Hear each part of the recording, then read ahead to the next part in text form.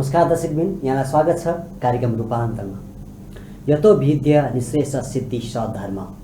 गणनाथको वैशेषिक दर्शनमा के भनिन्छ भनेदेखि यतो विद्या निश्रेष सिद्धि सधर्म।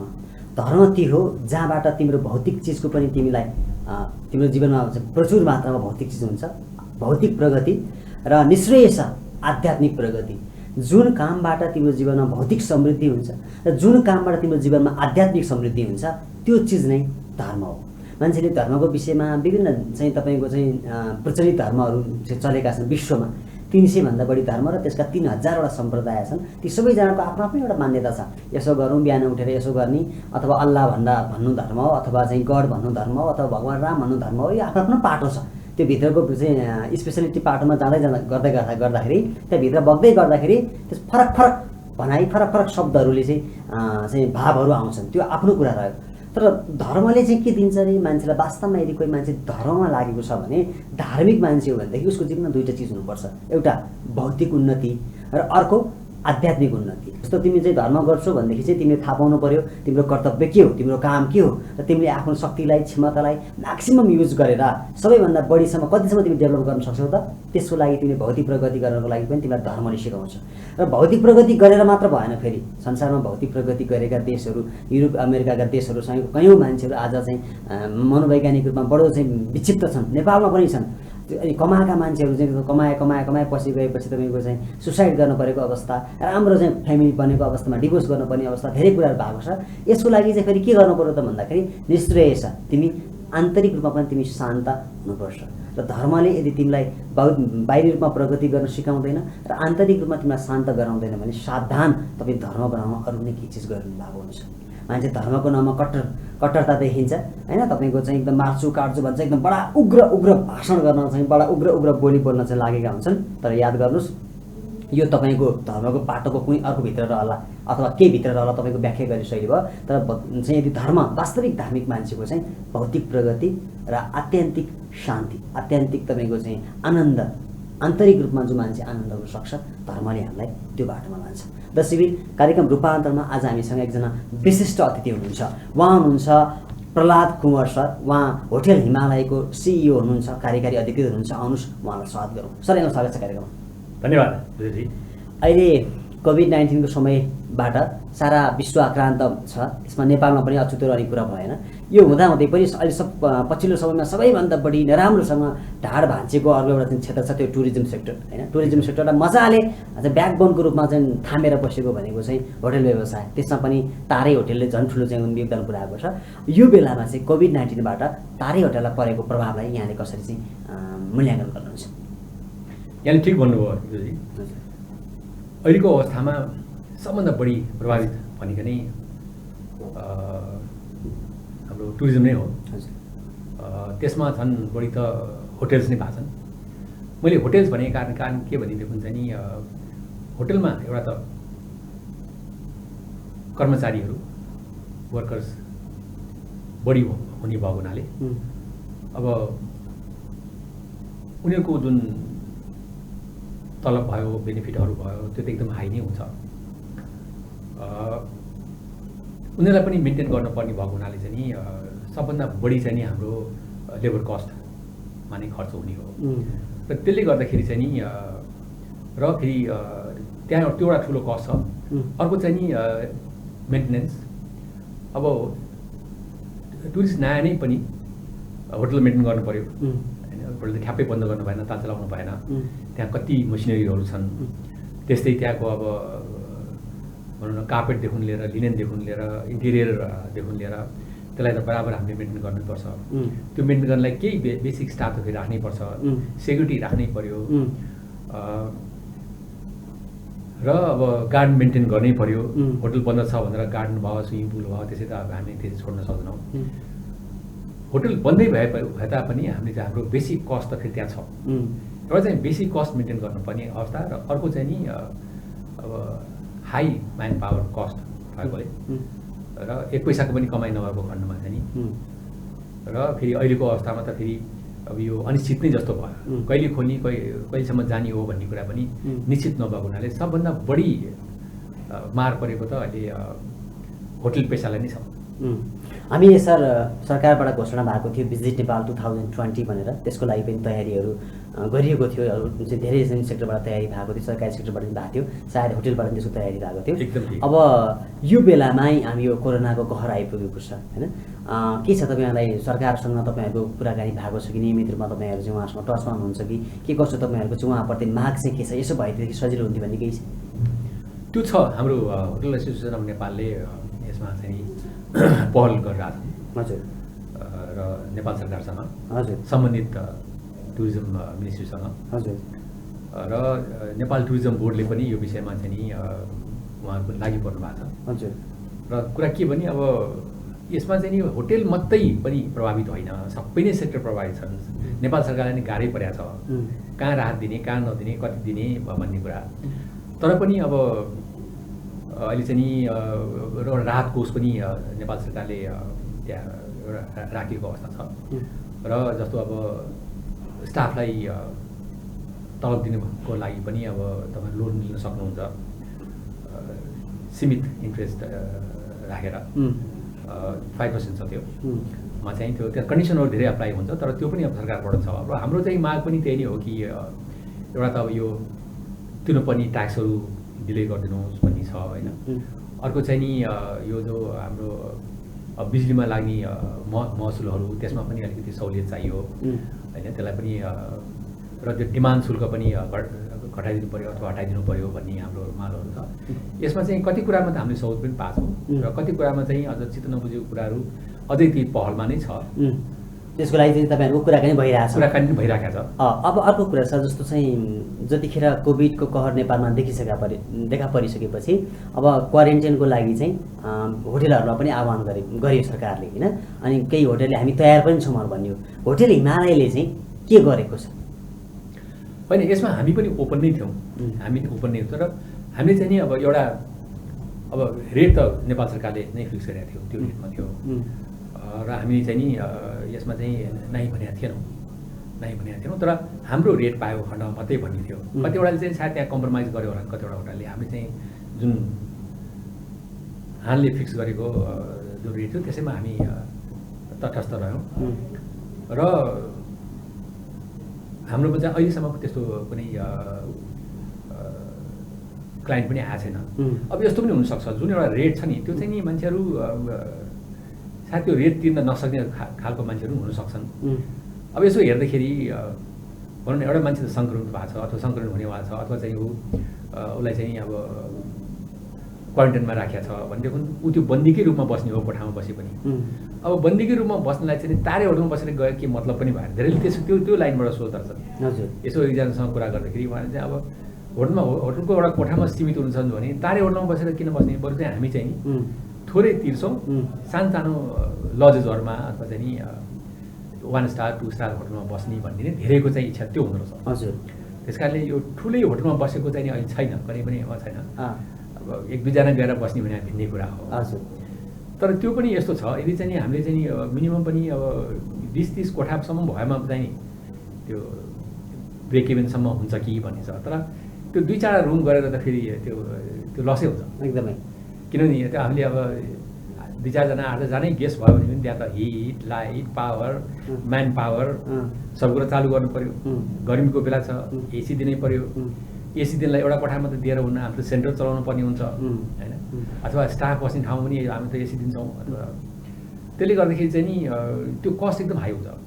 अब किचन पनि ठुल्ठुलो किचन हुन्छ, हेभी इक्विपमेन्ट अन गर्नु पऱ्यो। त्यो कारणले चाहिँ नि त्यो 2-4 जना गेस्ट लिएर चाहिँ प्रफिटेबल हुन्न। ओके। अनि यतिखेर तपाईँहरूले चाहिँ आफ्नो होटेलको स्टाफलाई अथवा तपाईँ कहाँमा आउने गेस्टहरूलाई चाहिँ तपाईँको यो प्रब्लमबाट भनौँ न कोभिडको कुनै कहर नहोस्, कोभिडबाट उसलाई कुनै समस्या नहोस् भन्नको लागि चाहिँ कस्तो खालको चाहिँ सेक्युरिटी सिस्टम चाहिँ अपनाउनु भएको छ? सेक्युरिटी भन्दा नि अहिले त धेरै जस्तो होटलले गरेर त हामीले मात्रै होइनौँ। अब यही कोभिडको प्रोटोकल अनुसार, कोभिड-19को प्रोटोकल अनुसार अब अहिले त अब लाइफस्टाइलै चेन्ज भएको छ। जस्तो कोही अब हाम्रो गेस्टहरू आउने भयो भने सबभन्दा पहिले त हामी एयरपोर्टबाटै सुरु गर्छौँ। जुन एयरपोर्टमा जाने ड्राइभर र एयरपोर्ट रिप्रेजेन्टेटिभ हुन्छ उसको चाहिँ कस्ट्युम नै फरक हुन्छ। सबै कुरा अब ग्लभ्सदेखि लिएर, मास्कदेखि लिएर, वाइजरदेखि लिएर होइन, अनि सबै प्रिकसन्स अब त्यो जाने गाडीलाई पनि हामी चाहिँ डिसइन्फेक्ट गरेर त्यहाँ लान्छौँ। अनि त्यहाँ गेस्टहरू आइसकेपछि फेरि हामी गेस्टलाई पनि सेनिटाइजर दिन्छौँ, मास्क अफर गर्छौँ, इभन त्यहाँ आएको लगेजलाई पनि हामी डिसइन्फेक्ट गर्छौँ। हुन त त्यहाँ आउने लगेज चाहिँ नि त्यो एयरपोर्टमा नै उनीहरू त्यो डिसइन्फेक्ट भएर आएको हुन्छ, तैपनि किन चान्स दिने भनेर त्यो गरेर हामी त्यहाँ उसलाई रिसिभ गरेर होटलमा ल्याउँछौँ। अब त्यो चाहिँ हामीले रिसिभ गर्ने गेस्टहरूलाई भयो। कतिवटा गेस्टहरू त फेरि हाम्रो ट्राभल एजेन्टकै बसमा पनि आउँछन् अथवा चाहिँ कर्पोरेट गेस्टले पनि ल्याउँछौँ। तर होटलमा आइसकेपछि फेरि त्यही प्रोसेसलाई हामी दोहोऱ्याउँछौँ। गेस्ट आउने बित्तिकै लगेजलाई डिसइन्फेक्ट गर्ने, अनि गेस्टलाई चाहिँ नि सेनिटाइजर दिने अथवा मास्क अफर गर्ने सबै कुरा। अनि रिसेप्सनमा आइसकेपछि हामीले पनि त्यहाँ पनि सबै त्यहाँ उहाँको ग्रेड कार्डदेखि लिएर चाँचोहरूदेखि लिएर सबै कुरा हामी त्यहाँ डिसइन्फेक्ट गर्छौँ। त्यहाँ पनि त्यो टचलेस गेस्टलाई चाहिँ यहाँसकेसम्म हामी नछुने किसिम अथवा चाहिँ किसिमको त्यहाँ अरेन्जमेन्ट भएको छ। अनि आएर उभिने ठाउँमा पनि त्यस्तै त्यहाँ कहाँनिर उभिने, कति डिस्टेन्समा उभिने, त्यो सबै बन्दोबस्त छ। त्यहाँ बस्ने स्टाफहरू पनि त्यसै किसिमले पन्जादेखि लिएर मासदेखि लिएर सबै सिस्टम हुन्छ। अनि गेस्ट चेक इन भइसकेपछि फेरि हामी उहाँलाई त्यहाँ रुममा लिएर जान्छौँ। अब यो एलिभेटर भयो, डोर भयो, रेलिङहरूमा बराबर डिसइन्फेक्ट भइरहेको छ। एउटा मान्छे त्यसैमा मात्रै डिसइन्फेक्ट लागिरहेको हुन्छ होइन। अब रुममा पनि त्यही छ। रुममा पनि तपाईँको हामी त्यहाँ रुमको पनि रुममा त होइन, सबै स्टाफलाई नै हामी ट्रेनिङ दिएको पनि छौँ। हामी ट्रेनिङ पनि गरेर पुरै उनीहरूलाई पनि थाहा हुनु पऱ्यो, हरेक स्टाफलाई थाहा हुनु पऱ्यो यसले कसरी ह्यान्डल गर्ने भनेर। अब रुममा पनि सबै डिसइन्फेक्टेड नै हामी मटेरियलहरू राख्छौँ। बाथरुममा अम्युनिटीदेखि लिएर लिनेनदेखि लिएर त्यहाँ भएको जुन टी मेकर सबै जे छ त्यसलाई पनि हामी डिसइन्फेक्ट गरेर राखेका हुन्छौँ। यो चाहिँ WHO को स्ट्यान्डर्ड अनुसार नै हामीले त्यो एउटा चाहिँ सिस्टम प्रोटोकललाई फलो गर्नु छ। किचनमा त्यस्तै प्रोटोकल छ, किचनमा कसरी पकाउने। रेस्टुरेन्टमा त्यस्तै छ। रेस्टुरेन्ट पनि हामीले टेबलहरूको अरेन्जमेन्ट 6 फिटको दूरीमा पके पनि यहाँनिर भनेपछि सबै कुरा त्यसभित्र हटाइन्छ। सबै छ। अब अर्को एउटा प्रश्न मेरो के छ भने सर, जस्तो चाहिँ सरकारले बिस्तारै निषेधाज्ञा हटायो, गाडी पनि जोर बिजोरमा आज हिजोबाट त लामो दूरीका यातायात पनि खोल्यो। अब आवाज चाहिँ के उठेको छ भने आन्तरिक उडानहरू बिस्तारै खोल्नुपर्छ भन्ने आवाज उठेको छ। यहाँ चाहिँ तपाईँको होटल हिमालयको CEO भइरहँदाखेरि एउटा कुरा सुन्न मन लागेको सर, के लाग्छ तपाईँलाई, के लकडाउन गरि नै रहनुपर्छ अथवा भनौँ तपाईँको चाहिँ यो होटल बन्दै रहनुपर्छ अथवा यसलाई सुरक्षित तपाईँले खोल्न पनि सकिन्छ? यहाँहरूको चाहिँ यसमा के धारणा छ? अब अहिले त नेपाल सरकारले त होटल र रेस्टुरेन्टलाई त खोला भनेर अस्ति एक गतिबाट भनिसकेको अवस्था छ। र कतिवटा फेरि यो नयाँ होटल, खास गरी नयाँ खुलेका होटल, गएको 1 वर्ष 1.5 वर्षमा खुलेका होटलहरू त खुला पनि छन्। तर उनीहरू खुला गरे पनि उनीहरूकोमा बिजनेस चाहिँ छैन। फेरि 1-2वटा 2-3वटा रुमहरू छन्, त्यो छैन। कारण के भने अब इन्टरनेसनल फ्लाइट चलेको छैन।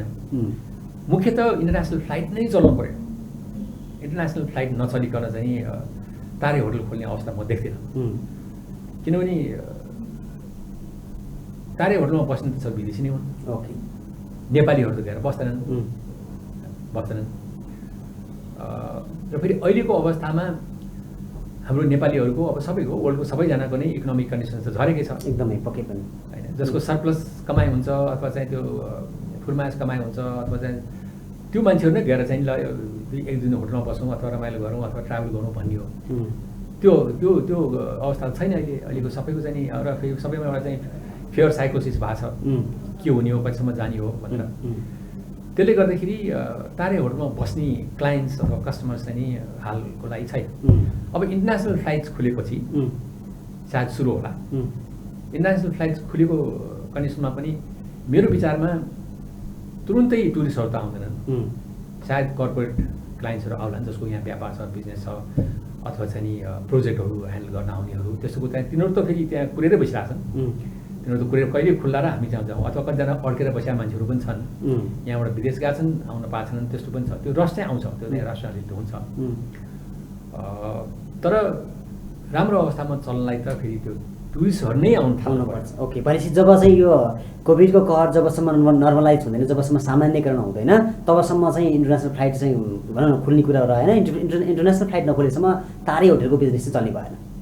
हो, एकदमै गाह्रो हुन्छ। ल खोल्नको लागि त खोलौँला, हामी पनि खोल्न त खोल्नै पर्छ। किनभने अब त्यो सफा त्यो चाहिँ अलिकति उ गर्नलाई पनि होइन होइन होटललाई चाहिँ पनि यो चाहिँ कस्तो भने एउटा मसिन जस्तै हो त्यहाँ चाहिँ कमसेकम उयो बच्चा चाहिँ मैले पहिला चाहिँ बामे सर्छ त्यसपछि उभिन्छ टुकटुकी हिँड्छ भनेर त्यो त फेरि त्यो त प्रोसेस हो नि त्यसलाई हिँड्न दिनु पर्यो ओके सुरुमै त ऊ चाहिँ कुद्न सक्दैन एकदमै तर हामी चाहिँ होटललाई पनि त्यही अवस्थामा चाहिँ पहिला भोलि चलाउनको लागि आज चल्ने तयारी भयो बन्दै गरेर राख्नु बन्द गरेर गाह्रो भयो सोल्युसन भएन एकदमै सर अनि अर्को एउटा कुरा जस्तो तपाईँ यत्रो लामो समयदेखि होइन धेरै समयदेखि करिबन 15-20 वर्षभन्दा बढी समयदेखि तपाईँ तारे होटलसँग सम्बन्धित रहेर काम गरिरहनु भएको छ अब हामी के जान्न खोजेको भनेदेखि नेपालको टुरिज्म सेक्टरको सबैभन्दा एउटा ब्याकबोनको रूपमा होटल इन्डस्ट्री छ त्यसमा पनि तारे होटलको आफ्नो एउटा चाहिँ पहिचान आफ्नो एउटा महत्त्व छ सर के कारणले गर्दा नेपालको टुरिज्म सेक्टर चाहिँ जस्तो नेपालमा भन्नेहरूले भन्छन् कि सगरमाथाको देश हो यहाँ कल्चरल टुरिज्मको पनि हामी डेभलप गर्न सक्छौँ हाम्रै कुमारी यात्रा रथयात्राको कुराहरू छ पशुपतिको कुरा छ स्वयम्भूको कुराहरू छ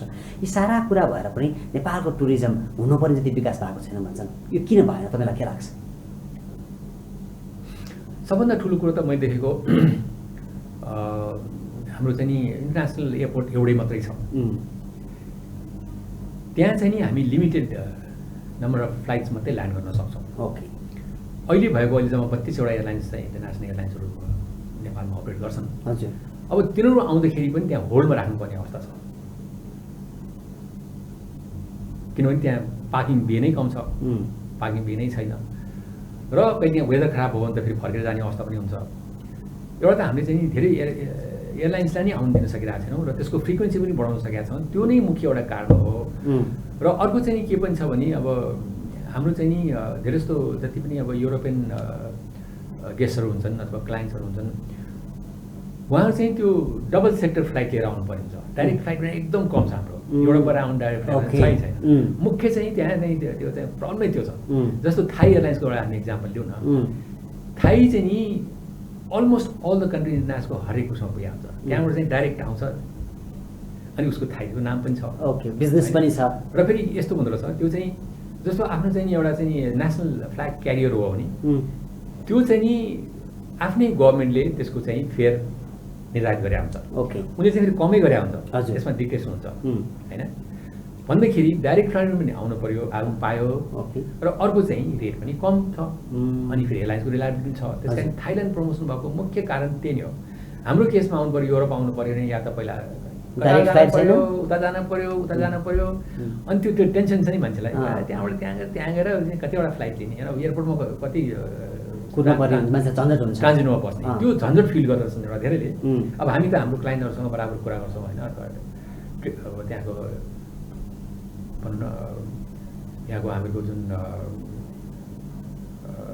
ट्राभल एजेन्ट भयो अथवा चाहिँ उताको चाहिँ ट्राभल एजेन्ट भयो टुलहरू छ हाम्रो बराबर कुरा उनीहरू त्यही नै झन् मान्छन् एउटा त्यो छ अब हामी चाहिँ नि ल इन्टरनेसनल अब हाम्रो एउटा एयरपोर्ट छ तर पनि हामी पनि 100% इफिसियन्ट त छैनौँ त्यहाँ आउँदाखेरि नि 1-1.5 घन्टा कहिले काहीँ बिजीको टाइममा बाहिर निस्किनलाई नै टाइम लाग्छ लगेज आउनलाई नै टाइम लाग्छ अब त्यहाँ निस्किसकेपछि त्यहाँ फेरि लगेजकै त्यहाँ बाहिर पनि हारा लुज छ त्यो चाहिँ नि हामी त्यति सिस्टमेटिक छैनौँ अहिलेसम्म ओके स्मुथ अपरेसन छैन र बिस्तारै अलिकति डेभलप भइरहेछ इम्प्रुभ भइरहेछ नभए पनि होइन 2-3 वर्ष अगाडि सम्म थियो त्यहाँ त वास्तवमा त्यहाँ भुसिया कुकुर पन्छौँ भित्र छिराएको थियो हामीलाई थाहा छ बाहिर त्यत्रो सेक्युरिटी हुन्छ तर भुसिया कुकुर हुन्छ भुसिया कुकुर देख्यो भने कसले वास्ता नगर्ने त्यस्तो कन्डिसन थियो अहिले चाहिँ इम्प्रुभ भएको छ जस्तो पनि हामीले सुधार गर्नुपर्ने जरुरत छ र फेरि अर्को कुरा चाहिँ नि यहाँ कम आउने कारण के भने एउटा त त्यो एयरफेयर पनि हाई नै छ है हजुर एयरफेयर पनि हाई छ अरूको दाममा किनभने इन्टरनेसनल फ्लाइटले त आफ्नो हिसाबले उनीहरूले एयरफेयर निर्धारण गरे हुन्छ अब टेरेन पनि हाम्रो त्यस्तै छ त्यो पनि कुरा होला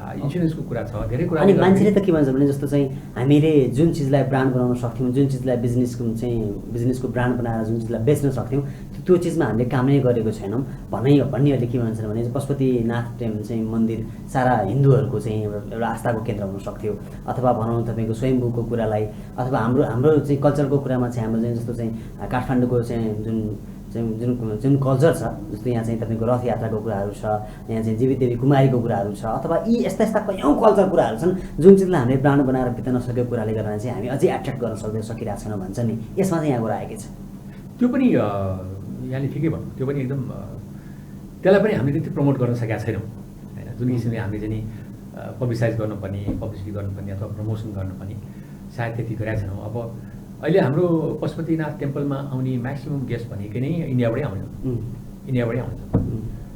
तर तिनीहरू चाहिँ फेरि युजली बसबाट आउँछन्। ओके, तिनीहरू बसबाटै आउँछन्। हाम्रो त्यो सिनामङ्गल एरियामा जति पनि सानो होटलहरू छन्, लजहरू छन्, त्यो फुल हुने कारण त फेरि त्यही इन्डियाबाट आउने हिन्दू पिलग्रिमेजबाटै हो, उनीहरू नै आउँछ। यहाँलाई म भन्ने एउटा कुरा बडो इन्ट्रेस्टिङ छ, यो अहिले पनि अफ सिजनमा पनि कमसेकम 40-50वटा बस चाहिन्छ नि, त्यो त्यहीँको लागि मात्रै आउँछ यहाँ। अझ त्यो कुनै अस्पिसियस डेट्सहरूमा त त्यहाँ त 300-400 बस पनि त्यो इन्डियाबाटै आउँछ। त्यति त्यसको त्यो अब त्यही क्लाइन्ट्सले बादमा त्यो एरियाको सानो होटल भरेको पनि छ, अनि त्यो लेभलको भरेकोले पनि बिजनेस पाइरहेको छ, त्यो राम्रो कुरा हो। सायद त्यसलाई चाहिँ नि अलिकति स्तरोन्नति गर्न सकेको खण्डमा त र पब्लिसिटी गर्न सकेको खण्डमा त्यसको धेरै नै ठुलो स्कोप छ। धार्मिक एउटा आध्यात्मिक पर्यटनको आध्यात्मिक पर्यटनको पनि नेपालमा ठुलो सम्भावना तपाईँ देख्नु एकदम छ। अब बुद्धिज्मको कुरा गरौँ, हाम्रो जुन लुम्बिनी एकदमै, अब त्यसको पनि अहिले चाहिँ गएको 2-3 वर्षमा त राम्रो रेस्पोन्स आइरहेको छ। लुम्बिनी स्वयंको यता बौद्धनाथको कुरा, बौद्धनाथ समेत होइन, हामी त हाम्रो त यता मुक्तिनाथसम्मको पनि कुरा छ होइन, त्यहाँ पनि हामी चाहिँ गर्न सक्छौँ। जस्तो मैले देखेको के पाएँ मैले भने टुरिज्म सेक्टरमा हामी राफ्टिङ, क्यानोनिङ, कायाकिङ गराउँछौँ, तपाईँको चाहिँ ट्रेकहरू गराउँछौँ, टुरहरू गराउँछौँ होइन, हामी चितवनतिर लैजान्छौँ। यो कुरामा मात्र हामी चाहिँ कन्टिन्यू गरिरहेछौँ। तपाईँको यसलाई थोरै चाहिँ यता डाइभर्सिटी गराएर चाहिँ विविधता चाहिँ लिएर आउँदै यता चाहिँ धार्मिक पर्यटनमा पनि अगाडि बढ्न खोजियो भनेदेखि अझै यसको चाहिँ चान्स हुन्छ कि भन्ने कुरा एकदम। अब धेरै चाहिँ हाम्रो अहिलेको अब यहाँले भन्नुभयो स्वयम्भू बौद्धनाथ, त्यसको त छैन छ होइन, तर त्योभन्दा अहिले चाहिँ हामीले बढ्ता चाहिँ ध्यान चाहिँ नि हामीले उयो लुम्बिनीलाई दिएको छौँ, किनभने गौतम बुद्धको बर्थ प्लेस भएको हुनाले त्यसलाई चाहिँ सायद मार्केट गर्नु एकदम त्यहाँ त फेरि एयरपोर्ट पनि बनिराखेको छ हजुर। र त्यो चाहिँ नि फेरि धेरैले चाहिँ यो बुद्धिस्टहरूले चाहिँ बुझाएको छ बर्थ प्लेस है हेर्न जाउँ भन्ने किसिमले भइरहेको छ। तर तिनीहरूलाई पनि के छ भने अब त्यहीँ जानलाई पनि पहिला त काठमाडौँ नै आउनु पऱ्यो, यही एयरपोर्टमा आउनु पऱ्यो होइन, यहाँबाट जानुपर्ने हुन्छ। र उनीहरूको लागि त अब 2 दिन त त्यसै वेस्ट भयो, आएको दिन यहाँ भयो, फेरि भोलिपल्ट जाऊ, फेरि पछि फर्केर आऊ, त्यो चाहिँ अलिकति टाइम लिने छ। र अहिले जुन चाइनाबाट जो म्याक्सिममहरू हाम्रो त्यो ट्राफिक सुरु भएको छ नि गएको केही वर्षमा, धेरैको चाहिँ उद्देश्य त्यही नै हुँदछ।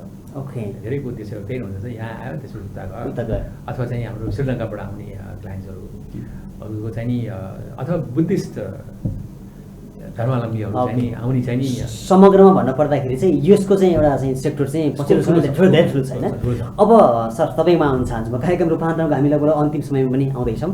अब तपाईँको जीवन भने तपाईँ जन्म यता काठमाडौँको साङ्ले खोलामा तपाईँको जन्म भएको छ होइन, अनि अब मान्छेको जीवनको रूपान्तरण क्या कसरी तपाईँ यता होटेल लाइनमा आउनुभयो, जस्तो मान्छे धेरै सेक्टरहरू थिए होइन, आफ्नो जीवनको रूपान्तरणलाई सम्झिनु पर्दाखेरि चाहिँ कसरी सम्झिनुहुन्छ? यो बडो इन्ट्रेस्टिङ छ। यो चाहिँ कस्तो भने म चाहिँ पढ्दै थिएँ, म चाहिँ बिकम सकेर एमकम पढ्दै थिएँ। त्यो बेलामा चाहिँ यो ओब्रोय होटेल्सले स्कलरसिप अपलोड गर्थ्यो, अनि मेरो एउटा साथीले चाहिँ त्यहाँ यसरी भेकेन्सी आएको छ पेपरमा ओब्रोय होटेलमा चाहिँ होटल म्यानेजमेन्ट गर्ने भनेर, अनि अब त्यो साथीसँग म पनि गएँ, अप्लाई गरेँ, म छान्ने हो। छानिएपछि चाहिँ मैले यताको पढाइ छोडेर, त्यो राम्रै स्कोप थियो किनभने त्यो पनि डिग्री लेभलकै कोर्स थियो, अनि अब त्यहाँ यसो बुझ्दाखेरि त्यसले चाहिँ अब हामीले स्टाइपेन्ड पाउँथ्यौँ, अब स्कलरसिप भने त स्टाइपेन्ड पाउने, र अब होटल क्षेत्रको त राम्रो स्कोप थियो। अनि अब त्यसमा गएँ। त्यसपछि चाहिँ मैले चाहिँ 1980मा चाहिँ नि ओब्रोय होटेल्सबाट दिल्लीबाट मैले आफ्नो होटल म्यानेजमेन्ट सकेँ। र फेरि यो हाम्रो साउथ इस्ट एसियामा चाहिँ ओब्रोय होटेल्सको होटल म्यानेजमेन्ट भनेको चाहिँ त्यो नम्बर 1 क्याटेगोरीमै पर्छ। ओके, अनि त्यसपछि अब मेरो चाहिँ 10 वर्षको बन्ड हुने गर्थ्यो त्यो स्कलरसिप पायो भनेमा केसमा। अब 10 वर्ष चाहिँ मैले त्यहाँको कम्पनीमा कामै गर्नुपर्थ्यो। म चाहिँ नि मलाई चाहिँ यहाँ काठमाडौँबाट स्पोन्सर गरेको अथवा सोल्टीबाट स्पोन्सर गरेँ हामीले, सुरुमा सोल्टीमै आएँ। अनि त्यो कोर्स गरिसकेपछि हामीले सुरुमा नै असिस्टेन्ट म्यानेजरको टाइटल पाउँथ्यौँ। ओके, असिस्टेन्ट म्यानेजरको टाइटल पाएर अथवा चाहिँ अब भनौँ न हामी रेस्टुरेन्टदेखि लिएर कोही ट्रेनिङ डिपार्टमेन्ट, कोही purchasing, receiving, reception, front office, त्यो सबै ठाउँमा असिस्टेन्ट म्यानेजरको पोजिसनमा हामी काम गर्ने गर्थ्यौँ, एक्जिक्युटिभ पोजिसनमा काम गर्ने गर्थ्यौँ। अब सुरुमा आउँदाखेरि चाहिँ नि मलाई चाहिँ फुड बेभरेज डिपार्टमेन्ट राख्यो होइन, अनि तर केही समयपछि अब त्यो हाम्रो सोल्टी पनि अर्को बिल्डिङ तयार भएर त्यो पनि ठुलो होटल बनेको थियो, त्यहाँ चाहिँ ट्रेनिङ म्यानेजरको जरुरत पऱ्यो। र मलाई चाहिँ ट्रेनिङको अलिकति मलाई इच्छा पनि थियो, म चाहिँ अलिकति ट्रेनिङमा मलाई चाहिँ नि रुचि पनि थियो। अनि मैले नि इच्छाएर त्यहाँ म गएँ, जेनरल म्यानेजर भनेपछि मैले राख्नुभयो। त्यहाँ 2-2.5 महिना म त्यहाँ ट्रेनिङमा गरेँ। त्यहाँ अब सबै क्याटेगोरीको स्टाफहरू हायर गरेको थियो। त्यहाँ front office, reception, housekeeping, supply, engineering, अनि बेसिक चाहिँ नि अब एटिकेट्सदेखि लिएर होटलको विषयमा सबै कुरा म ट्रेनिङ गर्थेँ। अनि त्यही ट्रेनिङ गर्ने सम्बन्धमा मलाई चाहिँ ओब्रोयबाट दिल्लीबाट बराबर त्यहाँ फेरि हाम्रो चाहिँ ट्रेन द ट्रेनर कोर्समा जानु पर्थ्यो। भन्दा रुचि झन् बढ्दै गयो र म त्यसमा एउटा चाहिँ विज्ञता गरेँ।